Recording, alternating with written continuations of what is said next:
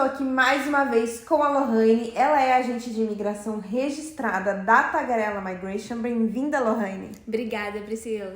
Hoje nós vamos falar sobre estratégias de imigração em profissões que são mais comuns entre os brasileiros para emigrar na Austrália. Então, se você é arquiteto, engenheiro da área de TI, esse vídeo é para você. Já envia esse vídeo para quem é dessa área e sonha em morar fora do país. Por que você acha que essas são as profissões mais comuns e mais procuradas para emigrar para a Austrália pelos brasileiros? Priscila, eu acho que essas três opções, essas três ocupações têm um cenário muito parecido. Às vezes é o cliente que está no Brasil, que terminou a qualificação, acabou de finalizar o bacharel e vem direto para cá. Então, às vezes ele chega aqui sem experiência profissional, mas ele já tem a qualificação dele.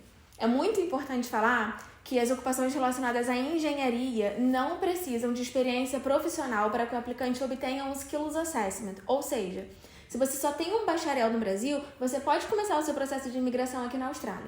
Claro que as chances serão um pouquinho mais restritas, você não poderia ir para um visto de trabalho, por exemplo, Porque você não tem o tempo de experiência exigido para esse tipo de visto. Mas o Skilled Visa é possível, tá? Por que eu gosto muito de dar esse exemplo, principalmente relacionado à engenharia e arquitetura? Daí a gente vai falar um pouquinho separado porque tem umas características importantes também. Às vezes a gente consegue adequar a sua experiência profissional e a sua qualificação a várias ocupações aqui, dependendo da disponibilidade daquele momento. Vou dar um exemplo. Eu tive uma cliente arquiteta, chegou aqui na Austrália, tinha o Skills Assessment dela de arquitetura, que eles até mudaram agora em março de 2022, houve uma mudança na forma que faz o Skills Assessment, ficou um pouquinho mais exigente, mas antes era só demonstrar a qualificação. Essa cliente já tinha esse documento, mas ela não estava conseguindo trabalho na área como arquiteta e ela também não estava conseguindo nenhuma oportunidade, para visto, porque ela não tinha uma aplicação competitiva para o Skilled Visa. O que ela fez? Ela tinha uma experiência no Brasil na parte de desenhista, de projetista. Então, nós conseguimos enquadrar a experiência profissional dela como Architectural Draftsperson. O que acontece? Ficou mais fácil para ela entrar no mercado de trabalho, porque às vezes um escritório aqui na Austrália até vai achar interessante ter uma arquiteta, uma pessoa que tem uma formação em arquitetura no Brasil, fez um bacharel de 5 anos e chegou aqui e vai trabalhar como draftsperson no escritório, que é a pessoa que está ali ajudando o arquiteto principal. Ela conseguiu esse trabalho em South Australia. Depois de 12 meses trabalhando aqui, nós conseguimos aplicar para o Skilled Visa dela. Talvez, se ela estivesse ainda esperando aplicar como arquiteta, ela não teria conseguido, porque ela não teria o tempo de experiência necessário para aumentar a pontuação dela e preencher o requisito do State Nomination do estado de South Australia. Foi muito importante ela conversar com a gente durante a consulta e explicar assim, olha, não tenho experiência como arquiteta não, mas eu tenho uma experiência que eu trabalhei como projetista. Eu falei, pronto, beleza, Architectural Draftsperson. Nós mandamos para ela as atribuições dessa ocupação, para ela ver se realmente estava de acordo com o que ela tinha feito, já que ela teria que demonstrar uma carta de experiência por conta disso, uma carta de referência. Estava de acordo, nós prosseguimos por esse caminho. Depois que você tem o visto, ela pode até pegar o registro dela e trabalhar como arquiteta, não tem problema nenhum. O importante é a gente adequar o que você já tem para otimizar a sua estratégia. O mesmo pode acontecer com as ocupações de engenharia. Eu tive um cliente que ele era engenheiro de produção no Brasil, ele aplicou o Skills Assessment dele e o Engineers Australia falou para ele assim, você não é engenheiro de produção, você é engenheiro industrial.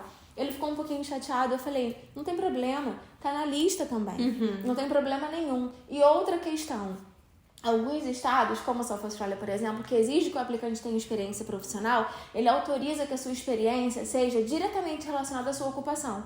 Ou seja, qualquer ocupação relacionada à área de engenharia que aquele cliente adquirisse no estado ia valer para o processo dele. Então, não importa se ele é engenheiro de produção, se ele vai conseguir um trabalho como engenheiro industrial, não tem problema. O que importa é que ele tenha o Skills Assessment aprovado e que ele consiga a experiência profissional necessária para seguir. É muito importante você entender como que você vai se encaixar dentro das ocupações aqui da Austrália.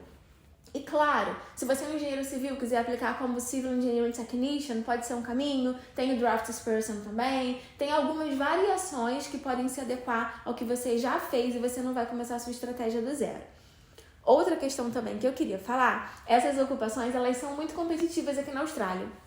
Então é importante também que você tenha um inglês excelente, que você foque 100% no inglês antes de começar esse processo. E claro, se puder considerar a área regional para ganhar mais 15 pontos através do 491, isso pode sem dúvidas aumentar a sua chance de receber um convite do departamento. E falando de TI, né? A profissão não, né? Mas a área que a gente fala que tá em alta no mundo inteiro, né? Temos muitos profissionais qualificados e muitas vezes que nem tem a qualificação, mas tem muita experiência, né? E normalmente essas pessoas têm um nível de inglês intermediário para avançado, né? Comparado com outras profissões. Sim. Priscila, uma outra pergunta que eu ouço bastante, assim, Lohane, eu quero mudar para a área de TI, o que você acha? Eu acho que TI tem uma excelente disponibilidade na Austrália inteira, muito mercado de trabalho, mas eu acho também que as estratégias de TI, se você começa do zero, ela vai ser uma estratégia de médio a longo prazo. Por quê? O Skills Assessment de TI, e tem vídeo aqui nessa série também explicando o que é Skills Assessment, ele exige que o aplicante tenha uma qualificação e experiência profissional. Ocorre que o tempo de experiência profissional exigido vai depender do tipo de qualificação que aquele aplicante tem. Então, por exemplo, o aplicante que tem um bacharel que é reconhecido aqui na Austrália, ele vai precisar apresentar 2 anos de experiência profissional. O aplicante que não tem um bacharel, que tem um tecnólogo, por exemplo, no Brasil, que é muito comum, né, entre essa galera da área de TI, ele vai ter que apresentar 5 ou 6 anos de experiência profissional. Às vezes, o aplicante que não tem qualificação nenhuma, nada, ele tem que apresentar 8 anos de experiência profissional. O que eu quero dizer com isso, que é uma estratégia que funciona, que vale a pena, mas se você começar do zero, pode ser que você leve muito tempo para atingir o tempo de experiência necessário para começar o processo. Se você já vem do Brasil com um bacharel em TI, o cenário muda um pouco. Ou se você não tem ainda uma qualificação em TI, mas você tem experiência profissional substancial, relevante, aí você vem estudar aqui, o cenário também pode ficar mais positivo. Não sou contra quem quer começar o processo do zero. Repetindo, eu acho que funciona muito bem, mas eu acho que o aplicante precisa estar ciente, né, que vai ser uma estratégia de longo prazo, e por ser de longo prazo, ele vai estar sujeito a várias mudanças na legislação que podem afetar o processo dele e, infelizmente, de forma negativa. Priscila, eu tive um cliente que ele passou por 2 mudanças da regra do Skilled Visa e por isso ele não conseguiu aplicar. Ele tinha o Skills Assessment aprovado de ICT Business Analyst. Porém, há um tempo atrás, você conseguia começar o processo do Skilled Visa com 60 pontos. O departamento mudou essa regra e falou assim, não, agora são 65 pontos o mínimo. Tudo bem. Ainda assim, ele estava ciente que se ele conseguisse uma nota de inglês melhor, ele poderia considerar iniciar o processo. Ocorre que depois disso, o departamento também mudou a idade do Skilled Visa. Antes você tinha que ter até 49 anos para aplicar e eles diminuíram isso, colocaram 44 anos. Ou seja, isso foram em 2 anos consecutivos. Nossa, ele pegou essas 2 mudanças. Ele não conseguiu. Ele já tinha mais de 45 anos, ele não tinha conseguido aumentar a pontuação dele por conta do inglês. Ou seja, ele tinha o Skills Assessment na mão que ele não conseguiu ir para os próximos passos. Que a estratégia dele era de médio a longo prazo e ele passou por algumas mudanças que afetaram. Então é importante... Ele voltou pro Brasil? Não voltou pro Brasil. Não. Ele fez um outro curso aqui na Austrália, ele renovou o visto de estudante, não era o que ele estava planejando, mas ele conseguiu fazer isso e a gente conseguiu encontrar um outro caminho para ele. Ai, que bom. Mas isso custou tempo, custou dinheiro, custou dor de cabeça também, né? Então foi um caminho muito difícil, porque você tá sujeito a essas mudanças. Alguns clientes, Priscila, que sabem que isso pode acontecer, mas às vezes não tem grana para fazer um curso superior aqui na Austrália, porque a gente sabe que é caro. Então, o que pode acontecer também? Você pode começar a fazer um curso VET aqui na Austrália, às vezes você pode começar um diploma, um Advanced Diploma, e você pode procurar uma instituição que tenha um caminho para a universidade. Porque você vai fazer o diploma, Advanced Diploma, depois você pode começar o bacharel eliminando matérias por conta desses cursos que você fez. Quando você termina o seu bacharel, você vai aplicar para o 485 Post-Study Visa, e nesse caminho, quando o aplicante tem uma qualificação aqui da Austrália, um bacharel da Austrália, ele só precisa apresentar 1 ano de experiência profissional depois dessa qualificação. O 485 você vai ter mais tempo, você vai ter o tempo necessário para apresentar essa experiência profissional. Aí pode ser que no meio do caminho você consiga um visto de trabalho ou já qualifique para aplicar para o sponsor, enfim. É um caminho que funciona também, mas é um caminho longo e é um caminho caro, né, Priscila? Porque fazer um bacharel aqui não é barato. Mas eu acho que o aplicante sempre tem que colocar na balança, né? O que ele busca com aquilo, os critérios pessoais, objetivos profissionais e também o orçamento, que eu acho que é fundamental para a estratégia ficar redondinha e não ter nenhuma surpresa e não se frustrar no meio do caminho. Acredito que o investimento inicial vale a pena. Sim, vale a pena, sim. Eu sou muito a favor das ocupações de TI, acho que tem uma excelente oportunidade aqui na Austrália, mas eu acredito que se o aplicante vai começar do zero, ele precisa estar ciente que não vai ser um processo que vai acontecer muito rápido. Ele precisa se organizar e estar preparado para eventuais mudanças que podem acontecer.